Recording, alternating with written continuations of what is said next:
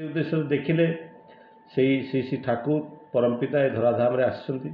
तेणु तांकु जीवन में आदर्श भाव में ग्रहण कर जीवनटा को अतिबाहित न कला पर्यंत जीवनटा सेतिकी मधुमय हो उठेनी आनंदमय हो उठेनी एवं जीवन उद्देश्य को प्रतिपादित करने संभव हो न था। तेणु वास्तविक आम समस्ते प्रति प्रत्येक आम समस्ते किसी ना किसी कर्म द्वारा बंधा एमिति कौन जीवसत्ता नहीं जे कर्म करे ना सते जमती कर्म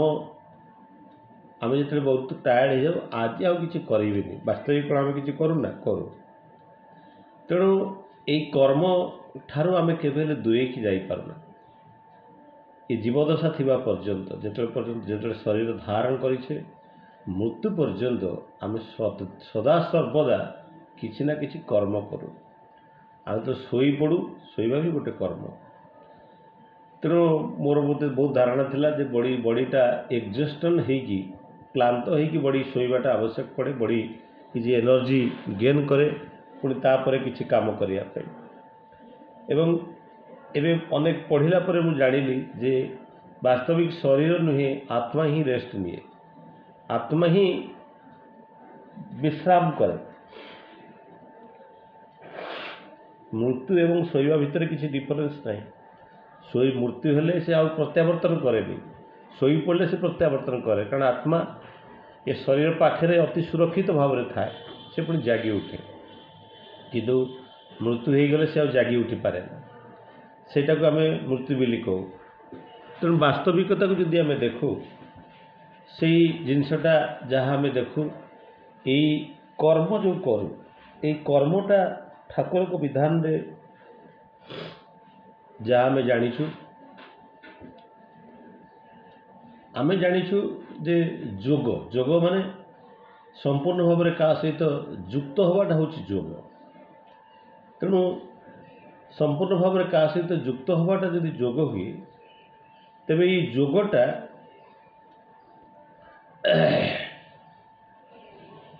पतंजलि जो जोग अच्छी पतंजलि जो अष्टांग जोग सूत्र अच्छी से जो 8टी जोग पद्धति देते तापर व्यासदेवंकर जो भगवत गीता जो ये जो व्यासदेवंकर जोटा आसला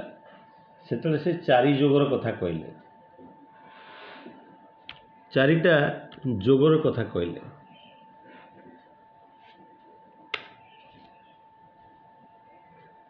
तेणु ये जो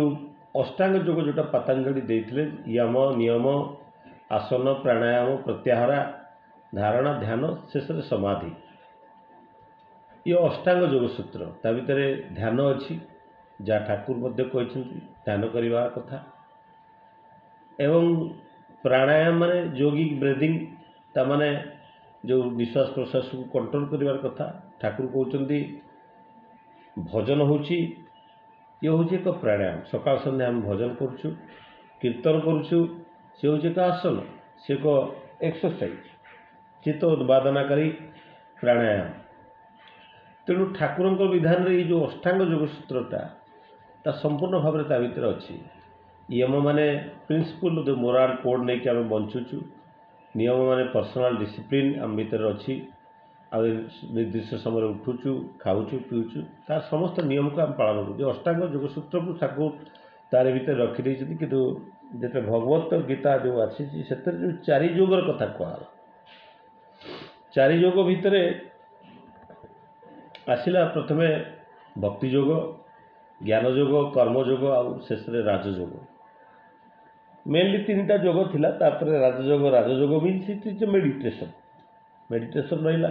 जो कर्म करुचु कर्मयोग रहा ये सब ईश्वर को पाइबार विभिन्न आराधनार पथ कि ठाकुर गोटे आड़िकी रखिदेला ता हूँ नाम ये नाम करिया भितर सब किसी ये नाम करिया भितर एक आड़िकी ठाकुर रखिदेले 8 4 ठाकुर ताकू एक करदेले एक भितर सब किसी तो ईश्वर प्राप्तिर गोटे मात्र माध्यम हूँ नाम करवा तेणु कलिजुगर श्रेष्ठ जो धारा अच्छी ता हूँ नाम करवा आउ जो सब अनेक गुड़ाक थिला आसन करवा प्राणायाम करवा प्रत्याहारा विड्रॉल ऑफ सेंसेस जोटा थिला धारणा थिला माइंड को कंसंट्रेट करवा ठाकुर कहले से युक्त होइकी नाम करवाटा ता हूँ जोग। तो ठाकुर ये जो विधान देदेले ता भितर ठाकुर तो कहले भाववाणी रे कहले जे आमे शुद्ध आत्मा चाहिए शुद्ध आत्मा दरकार पुणी कहले जे आमी जंगल सन्यासी चाहिए संसार सन्यासी चाहिए। तेणु ये संसार सन्यासी रहिले प्रत्येक को किसी ना किसी कर्म करने पड़े। तेणु बिना कर्म रे किसी हुए ना। तेणु आम समस्ते ये संसार सन्यासी आ समस्ते गोटे गोटे कर्मयोगी जे कर्मयोग पालन करती कर्म करी ईश्वर प्राप्ति जो मानकर विधान थाए से माने होउछन्ति कर्मयोगी। यही कर्म आम जो जो कर्म करूँ सी आम कार्मिक मेमोरी सहित लिंक थाए पूर्वजन्म सहित तार संपर्क थाए आमर पूर्वजन्मर कर्मफल अनुसार आम कोड़ी कर्म कर। तेणु स्वामी विवेकानंद कहते द कर्मयोग इज ए माने मानसिक स्थिरता जो थे मनीषटा ता जो ड्यूटीटा करे at that duty it is the service to the entire world सेटा हूँ कर्मयोग। तामाने आमे जोड़ा निजपाई करा जाए सेटा कर्मयोग नुहे जोड़ा पृथ्वी पाई अन्य मानक पाई करा जाए ता हूँ वास्तविक कर्मयोग and that is the path of enlightenment. Swami Vivekananda कहते that is the path of enlightenment. तेणु आम जो कर्म करुचु आम विभिन्न प्रकार कर्म करुचु। तेणु ये कर्मयोग जो कर्म आसे आम वास्तविक तीन प्रकार कर्म करूँ मानसिक कर्म करूँ शारीरिक कर्म करूँ आध्यात्मिक भाव। तो आम जो शरीर द्वारा जो कर्म करूँ शरीर द्वारा जो कर्म करूँ शरीर द्वारा जो कर्म करूँ ता पुणी विभिन्न प्रकार कर्म गोटे हूँ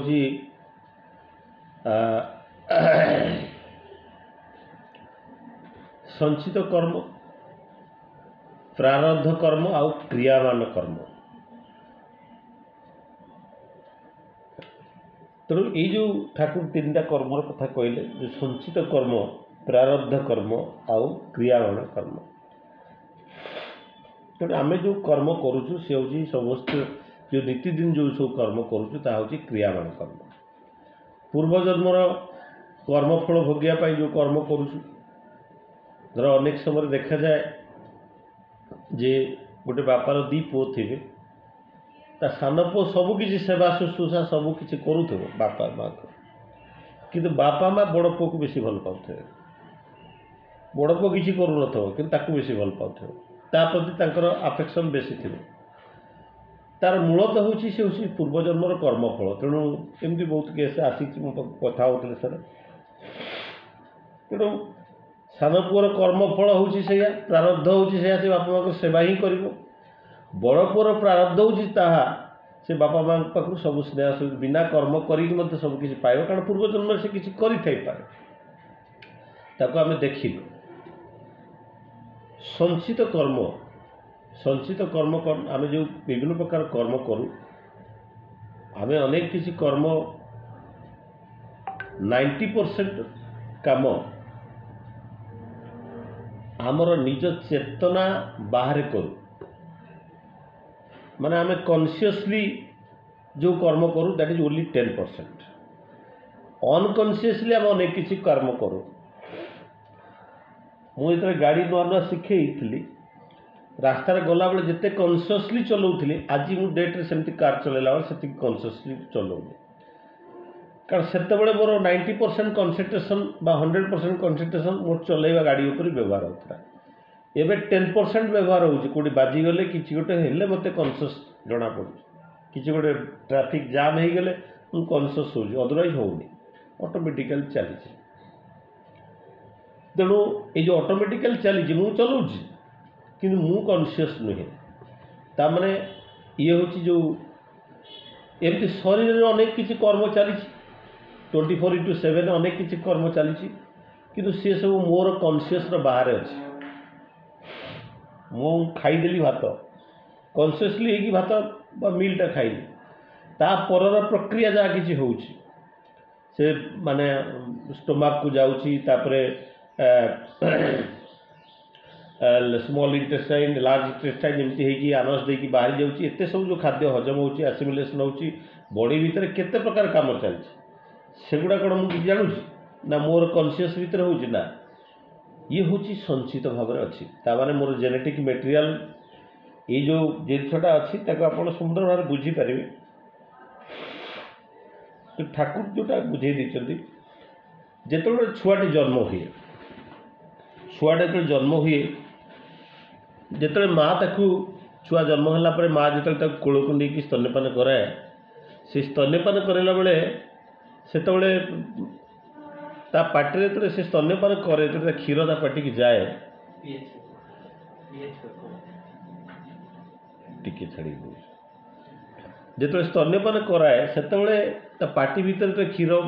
दि जाए से कौन से जापे माने को शिखी दि जाए तू केमती खाई बोली ता पार्टी ऑटोमेटिकली चुषा आरंभ करे आम चलवाटा शिखौचु एक्सटर्नाल वर्कटा चलवाटा शिखेवा पड़े ताकू आम पाठ पढ़ेवा पड़े अनेक जिन शिखेवा पड़े किंतु जो से पार्टी क्षीर दि जाऊँगी सी सांगे सांगे चुषा आरंभ करे आउ जो से क्षीरटा जाकि तार पेट भितर को जाए पेट ताको हजम करने को आरंभ करे तार माने स्मॉल इंटेस्टाइन लार्ज इंटेस्टाइन देकी पुणी झाड़ा है कि बाहरी जाए ये माने कहारी किसी शिखेवा पड़ेनि कारण एम सब संचित कर्म अच्छे ये जो सब तो कर्म जोटा अच्छी ये ऑटोमेटिकली चले कहीं ये जोटा मोर जो तैयारी जो शरीरटा मोर माँ बापांकर जो रक्तरू आसी जो जेनेटिक मेटेरियल नहीं तैयारी जो बापांकर पार्टी भितर जो जीन अच्छे से जीन रे मोर पार्टी तैयारी तेणु जो से वृद्धि गोटे पार्टी तैयारी अनेक वर्ष धरिकी से कामटा केते जन्म धरिकी करिछि तामाने केते जनकर जेनेटिकल मेटेरियल मो पाखे अच्छी मुझे 12टा पीढ़ी की देखे 4960 लोकंकर मते जन्म मिसिकी जन्म कर मते 12 पीढ़ी पछकू जदि आम फेरी जाऊ मत खाली मो बापा माँ जन्म करना मो बापा माँ को पुणी आउ 4टा लोक लगी से 4टा लोक को आहुरी 16टा लोक लगी जन्म करने तो एमती गले पाखापाखि 12,000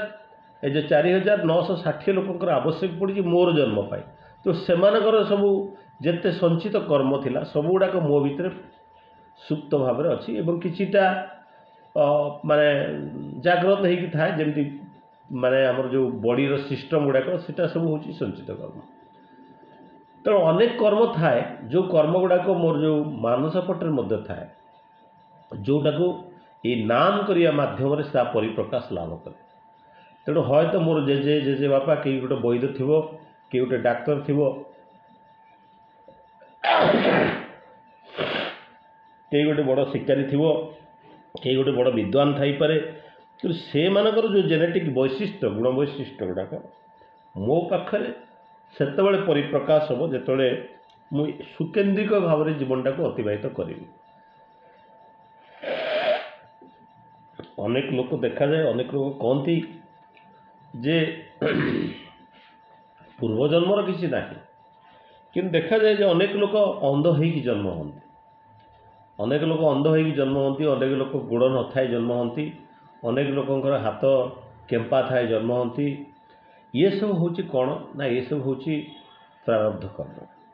पूर्वजन्मर कर्मफल जड़े भक्त से दिन ठाकुर पाक आसता ठाकुर को जो आसी था ठाकुर कहले तू नहीं आश्रम टा गोटे बुले आण जो से बुले आणिले आसिकी छाड़ा पर देखिक पचारे आपण को आश्रम केमती लगिला से भक्त जन कहले ये सब लगिला सब मांकड़ गुड़ाक अच्छा आउ तुम ठाकुर गोटे बड़ मांकड़ यही कथा शुणिकी से रागिकी कान को धरिकी मोड़ीदे और से दौड़ी पलैला से आसी से गुरु भाई जनक बस ठाकुर पाखे ठाकुर पचार से कुआड़े गला ना एमती कहला मुझे कान को धरिकी मोड़ीदेली से पलैला ଠାକୁର ତାକୁ କହିଲେ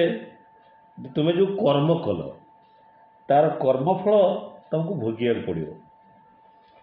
ତେଣୁ ସମସ୍ତେ ନିଜ ନିଜର କର୍ମଫଳରେ ବନ୍ଧା। ତେଣୁ କାଲି ହୁଏତ ତୁମେ ଯାଇଥିବ ଦେଖିବାକୁ ବୃନ୍ଦାବନ ଯାଇଥିବ, ବୃନ୍ଦାବନ ଧାମ ଯାଇଥିବ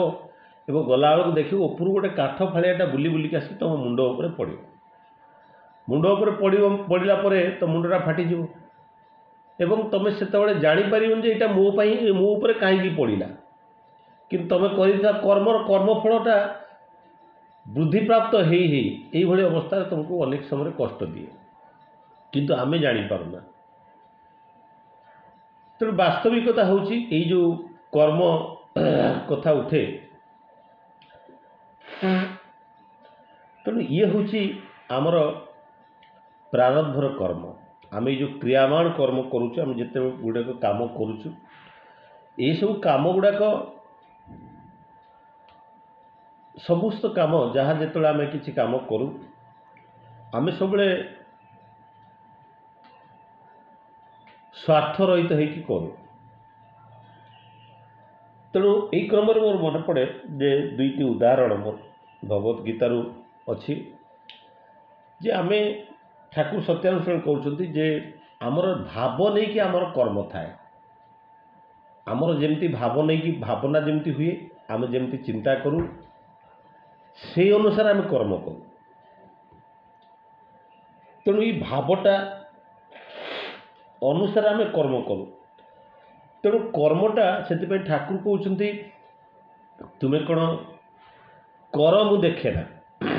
ତୁମେ କ'ଣ କୁହ ମୁଁ ଦେଖେ ନା, ତୁମେ କ'ଣ ଚିନ୍ତା କର ମୁଁ ତାକୁ ଗ୍ରହଣ କରେ। ତେଣୁ ବାସ୍ତବିକତାକୁ ଦେଖିଲେ ଆମେ ଅନେକ ସମୟରେ ଅନେକ କିଛି କଥା କହୁ, କିନ୍ତୁ ସେଇଟା କିଛି ମ୍ୟାଟର କରେ ନା। ଆମେ ଯାହା ଚିନ୍ତା କରୁ ତାହା ହେଉଛି ମ୍ୟାଟର କରେ। ଦୁଇ ଭାଇ ସେଦିନ ଚାଲିଲେ ଭାଗବତ ପରାୟଣ ଶୁଣିବା ପାଇଁ। ଭାଗବତ ପରାୟଣ ଶୁଣିବାକୁ ଯାଉଥିଲେ, ବାଟରେ ବର୍ଷା ହେଲା। ବର୍ଷା ହେବାରୁ ବାଟରେ ରହିବା ପାଇଁ ଚେଷ୍ଟା କଲେ। ଦେଖିଲେ ସେଠି ଗୋଟେ ଆସର ଅଛି, ମଦଭାଟି ଅଛି। ମଦଭାଟିରେ